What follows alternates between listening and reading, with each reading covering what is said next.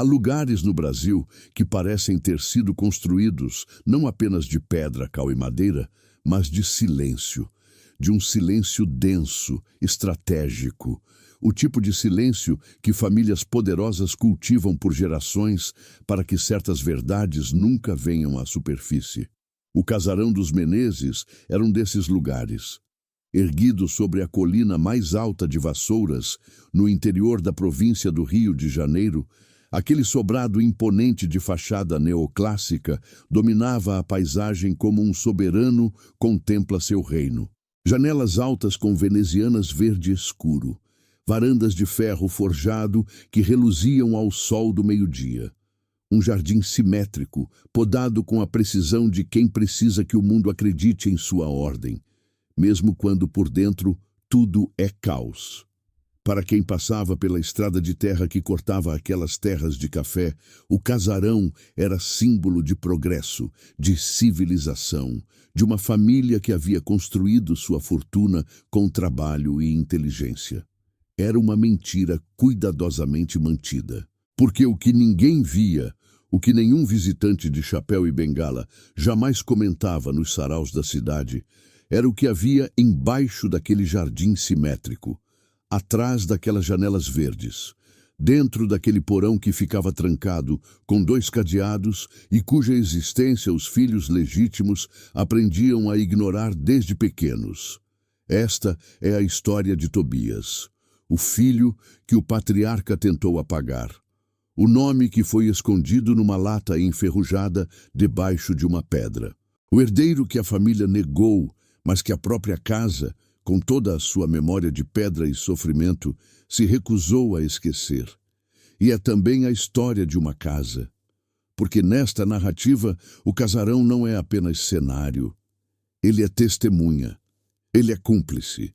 E ao final, ele será o único lugar verdadeiro de justiça que Tobias jamais encontraria. Você já imaginou descobrir que a fortuna da sua família foi construída sobre o sofrimento de alguém que também carregava o seu sobrenome? Conta nos comentários. Essa pergunta vai fazer mais sentido a cada minuto desse vídeo. Vassouras, 1847. Se havia uma cidade no Brasil imperial que personificava a riqueza do café e a crueldade que a sustentava, essa cidade era Vassouras. No auge do ciclo cafeeiro, a região concentrava mais barões do império do que qualquer outro município da província fluminense. Sobrados imponentes surgiam como cogumelos após a chuva, cada um querendo ser maior e mais suntuoso que o anterior. E cada um sustentado pelas mãos, pelas costas e pelo sofrimento de dezenas de pessoas escravizadas. O Casarão dos Menezes se destacava entre todos. Não apenas pela arquitetura, mas pela localização estratégica no alto da colina. De lá, era possível vigiar os cafezais que se estendiam morro abaixo em fileiras intermináveis, verdes e pesadas de frutos vermelhos que valiam ouro no mercado europeu.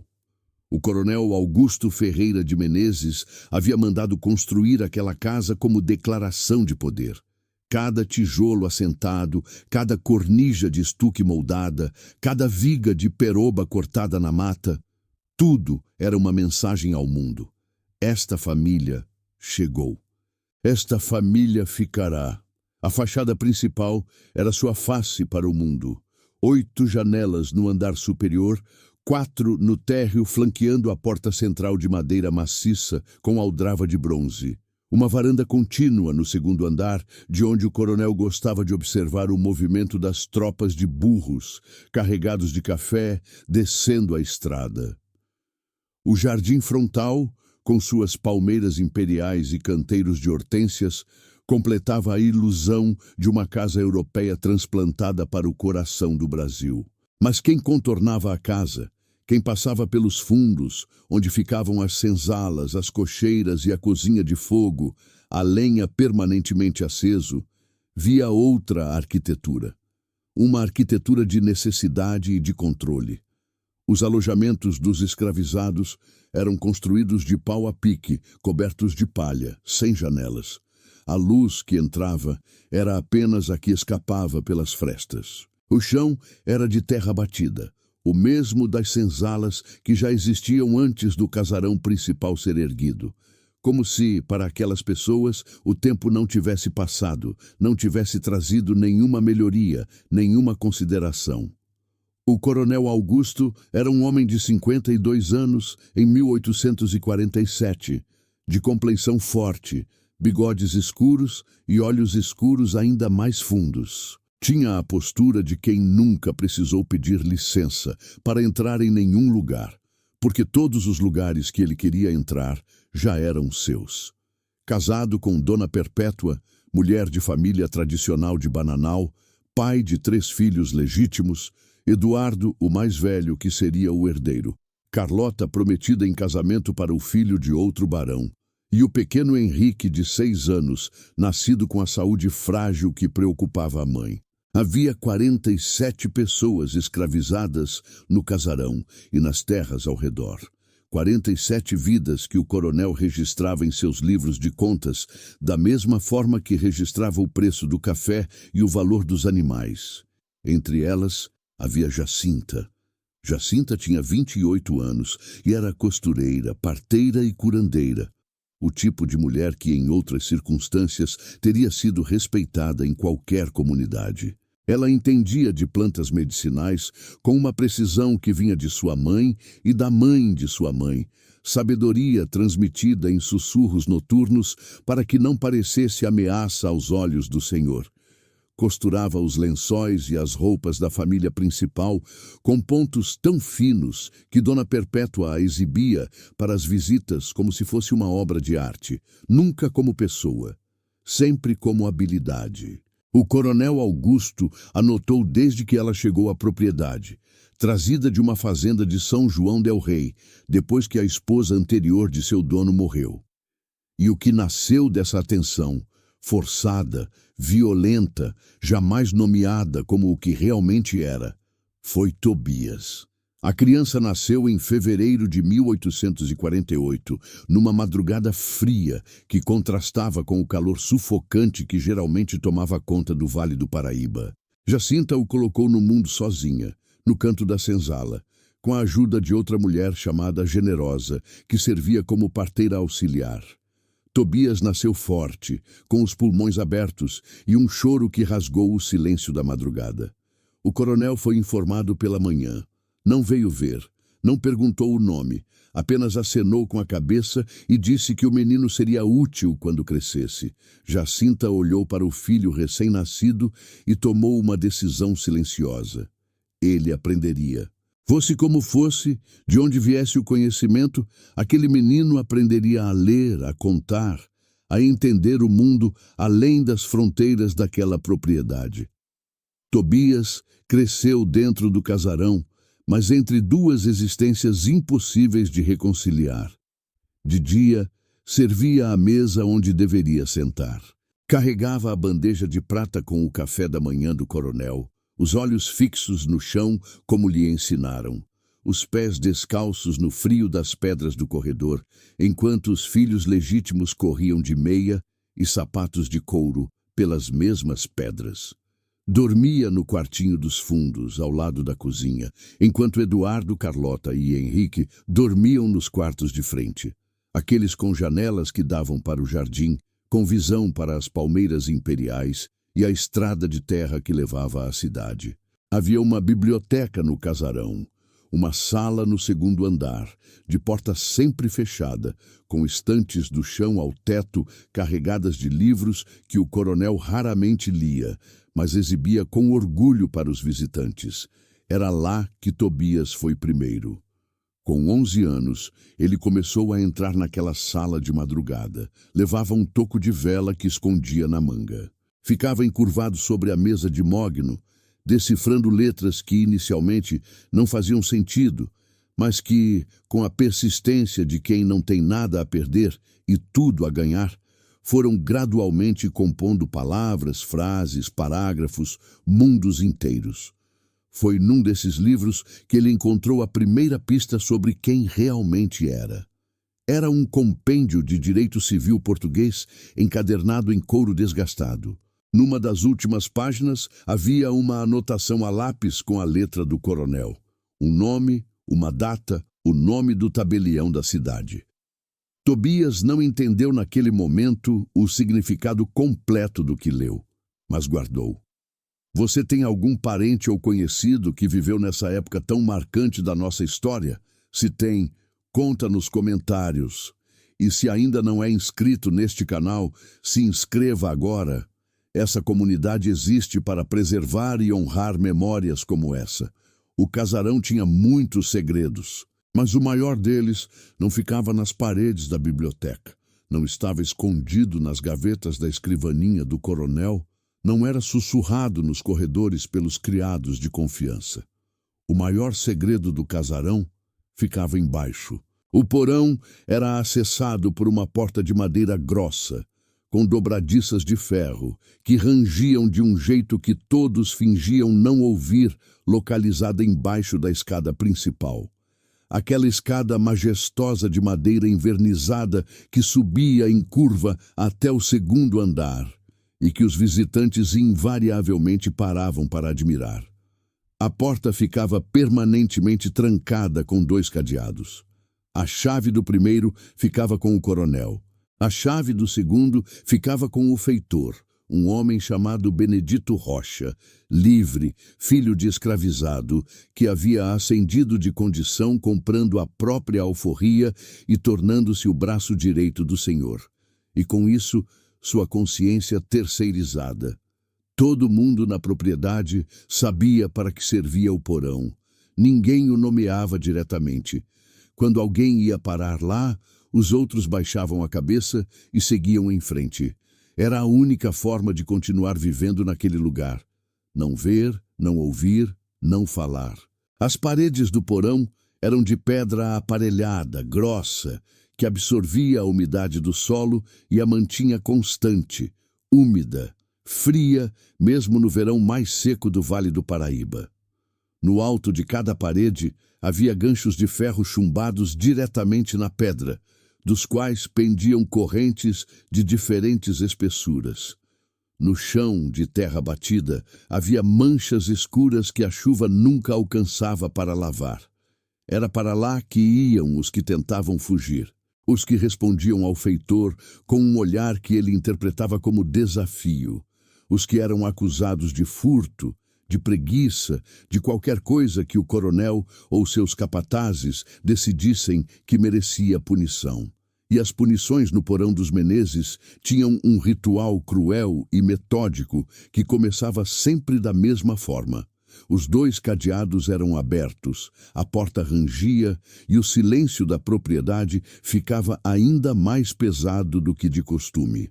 O chicote usado no porão era diferente do que o feitor carregava aberto na cintura durante as rondas pelos cafezais. Este era guardado numa caixa de madeira pendurada na parede, ao lado dos ganchos de ferro.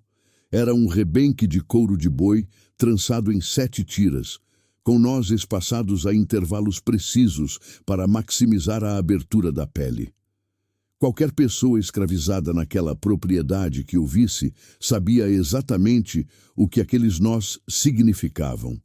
Havia também os ferros, argolas para os pulsos e os tornozelos, unidas por correntes de elos grossos, coleiras de ferro que os feitores chamavam de golinha, que eram presas ao pescoço e conectadas por correntes curtas aos ganchos da parede, forçando o corpo a permanecer numa posição específica por horas ou dias. E havia o tronco, uma estrutura de madeira no centro do porão, com buracos para prender as mãos e os pés, que imobilizava completamente o corpo e deixava as costas expostas ao rebenque de 7 tiras. Tobias conheceu o porão aos 16 anos. Havia reunido na tarde de uma quinta-feira de agosto 7 crianças no terreiro dos fundos, 5 meninas e 2 meninos, filhos de escravizados que trabalhavam na lavoura. Estava lendo para eles em voz baixa, uma fábula que havia copiado da memória depois de ler na biblioteca, sobre uma raposa e um corvo. As crianças estavam sentadas num semicírculo ao redor dele, com aquela atenção total e silenciosa de quem nunca teve acesso a histórias que não fossem de trabalho e medo. O feitor Benedito Rocha os encontrou assim. Não foi imediatamente ao coronel. Primeiro foi ao próprio Tobias, com a brutalidade direta de quem aprendeu que a violência preventiva é mais eficiente que a reativa. Desfechou o primeiro golpe com o chicote de cintura antes mesmo de dizer uma palavra. As crianças dispersaram correndo. Tobias caiu de joelhos na terra. O coronel Augusto desceu ao porão pessoalmente naquela noite. Isso era incomum. Geralmente, ele deixava o feitor executar as punições enquanto ele dormia nos seus lençóis de linho egípcio no segundo andar.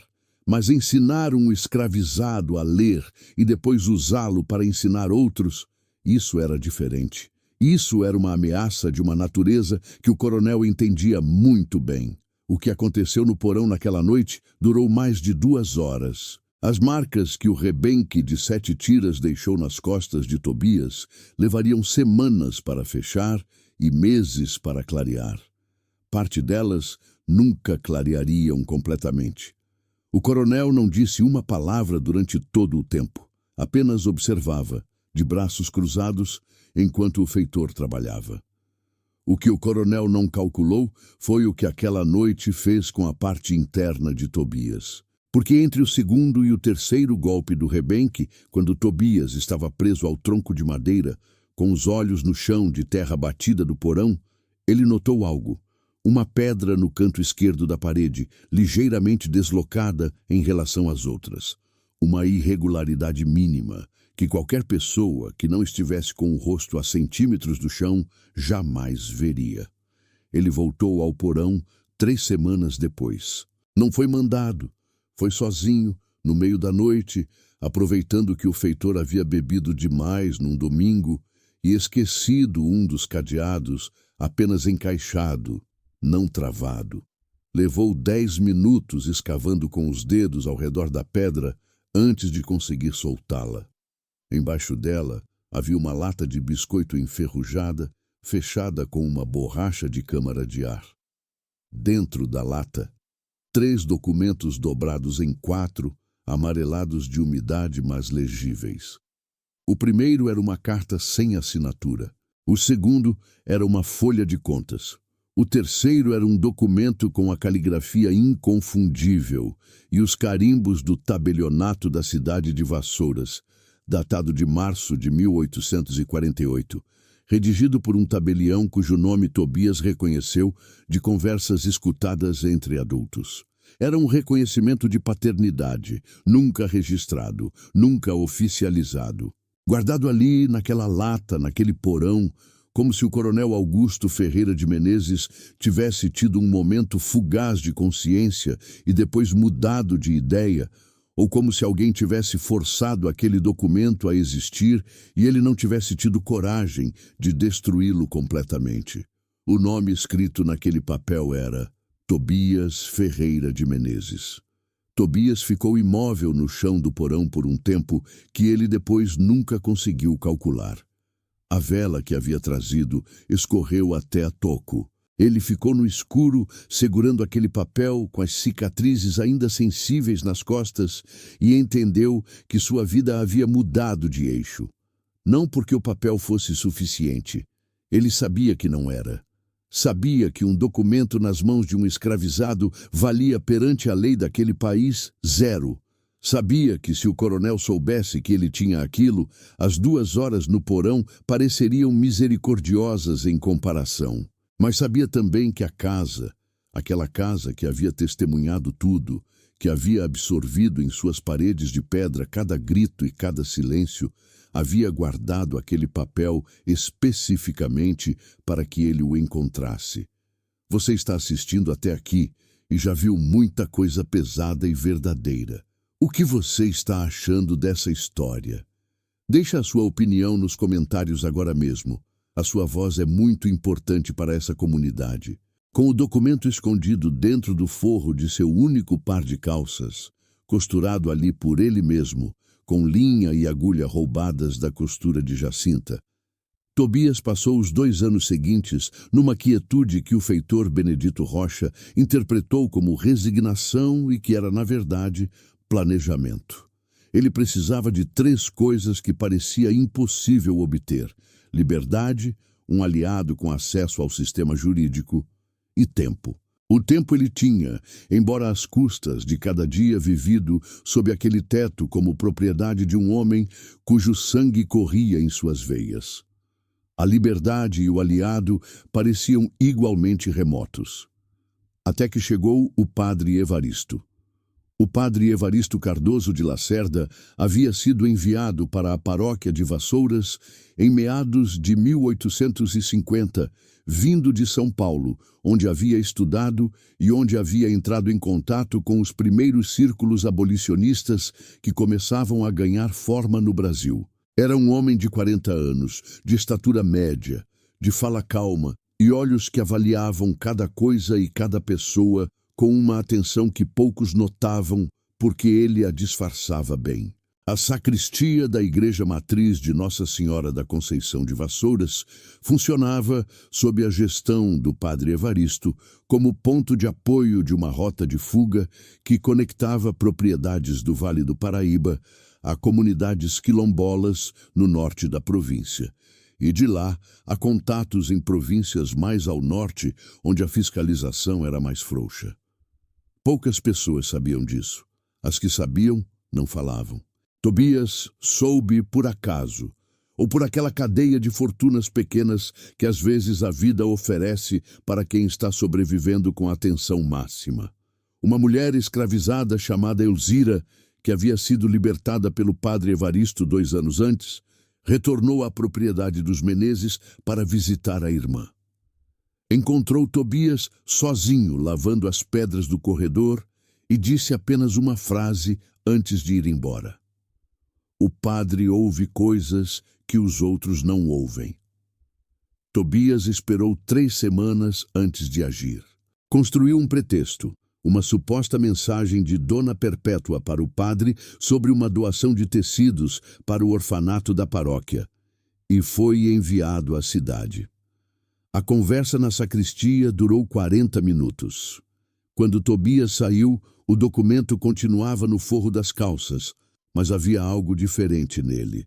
Pela primeira vez em 16 anos de vida, havia uma pessoa livre que sabia seu nome completo e acreditava nele.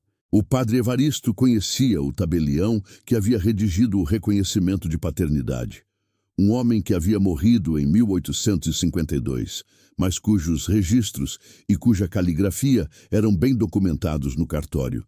Havia também um advogado em Petrópolis, o doutor Afonso Meireles, que trabalhava discretamente com casos de escravizados que apresentavam provas de irregularidades em seus status legal. O que se seguiu foi lento, cauteloso e perigoso. Tobias continuava servindo à mesa do coronel, carregando bandeja, lavando pedras, colhendo café quando a safra exigia mais braços. Por dentro, estava tecendo. Cada informação que ouvia, cada documento que via passar pela mão de Eduardo, que havia assumido parte da administração da propriedade, era armazenado, analisado, conectado. O coronel Augusto Ferreira de Menezes morreu em março de 1863, de febre amarela, sem nunca ter assinado um testamento formal. Foi um descuido que seus filhos legítimos pagariam caro, não imediatamente, mas com a paciência do destino, que às vezes demora, mas não falha. Com a morte do coronel, Tobias foi alforriado junto com outros 17 escravizados, por disposição verbal que o padre Evaristo havia testemunhado e documentado em seus registros paroquiais. A lei do ventre livre viria em 1871, mas para Tobias a liberdade havia chegado antes, não como presente, mas como resultado de anos de construção silenciosa. Livre, Tobias foi para Petrópolis. Encontrou o Dr. Afonso Meireles. Passou 2 anos trabalhando como tipógrafo numa gráfica da cidade enquanto construíam o processo judicial juntos, documentando cada evidência, cada testemunho, cada detalhe que transformaria aquele reconhecimento de paternidade enferrujado numa ação legal. O processo foi aberto em 1872, no Fórum da Comarca de Vassouras. O escândalo foi imediato e absoluto. Eduardo Ferreira de Menezes, que havia assumido o casarão e as terras depois da morte do pai, não acreditou quando foi citado. A Carlota, já casada e morando em Campinas, recebeu a notícia por carta e rasgou o papel na frente do marido. O pequeno Henrique, agora homem adulto e sem saúde para enfrentar o processo, apenas fechou as portas da ala que ocupava no casarão e não saiu por semanas. O julgamento durou 3 anos. O Jornal do Comércio do Rio de Janeiro cobriu as sessões mais importantes. A Sociedade Cafeeira de Vassouras e arredores, que havia construído sua fortuna sobre o apagamento de pessoas como Jacinta e Tobias, foi forçada a sentar num tribunal e ouvir um homem negro chamar aquela propriedade de herança. O Dr. Afonso Meireles apresentou o documento original, o depoimento do padre Evaristo, os registros do tabelionato, confirmando a autenticidade da caligrafia, e o depoimento de 3 ex-escravizados da propriedade que haviam presenciado, em diferentes momentos, interações entre o coronel e Jacinta, que eram consistentes com o que o documento afirmava. Eduardo tentou contestar cada ponto. Contratou os melhores advogados da corte. Usou sua rede de influência para pressionar o juiz. Houve pelo menos um momento em 1874 em que o processo pareceu prestes a ser arquivado por pressão política. Foi o padre Evaristo que foi pessoalmente ao Rio de Janeiro entregar cópia dos documentos a um jornalista do Jornal do Comércio. A cobertura que se seguiu tornou o arquivamento politicamente custoso demais. A sentença saiu em setembro de 1875. Tobias Ferreira de Menezes foi reconhecido como filho legítimo do coronel Augusto Ferreira de Menezes, com todos os direitos sucessórios que isso implicava sobre a propriedade não testamentada. O casarão foi a ele destinado. Jacinta havia morrido em 1869, 6 anos antes de ver a sentença. Morreu livre, alforriada junto com o filho, numa pequena casa nos arredores de Vassouras que o padre Evaristo havia conseguido para ela. Ela nunca soube do documento que Tobias havia encontrado no porão, porque ele nunca lhe contou. Não queria que ela carregasse mais nenhum peso relacionado àquele casarão. Tobias entrou no casarão pela primeira vez como proprietário numa manhã de outubro de 1875. Atravessou o jardim simétrico com as palmeiras imperiais. Pisou na pedra do caminho que havia lavado centenas de vezes de joelhos. Chegou à porta central de madeira maciça com a aldrava de bronze que havia polido até ver seu reflexo deformado nela inúmeras noites. Levantou os olhos para a fachada, para as 8 janelas do 2º andar, com as venezianas verde escuro, para a varanda de ferro forjado, onde o coronel havia ficado tantas manhãs observando o mundo que julgava ser seu.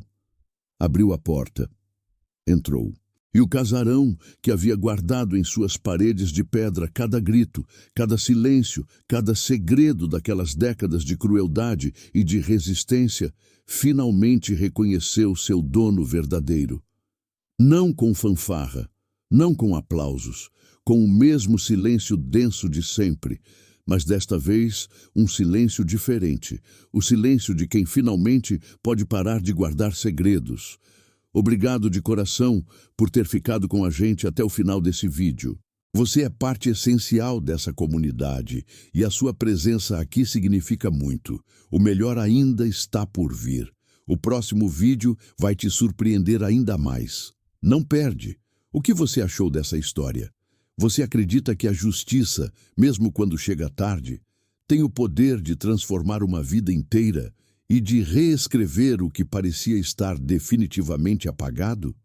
Deixa a sua opinião aqui nos comentários. Queremos muito saber o que você pensa, o que sentiu ao acompanhar a trajetória de Tobias e se você conhece histórias semelhantes na sua própria família ou região. Cada comentário que você deixa ajuda essa comunidade a crescer e a preservar a memória de um período que o Brasil precisa conhecer com profundidade e honestidade. Se você ainda não é inscrito neste canal, esse é o momento certo. São histórias como essa, sérias, profundas, que não têm medo de encarar a verdade, que fazem a diferença. Clica no botão de inscrição e ativa o sininho para não perder nenhum vídeo novo. E agora, uma coisa importante. Esta é uma história de ficção, criada com base em fatos históricos reais e amplamente documentados do Brasil imperial e do período escravagista.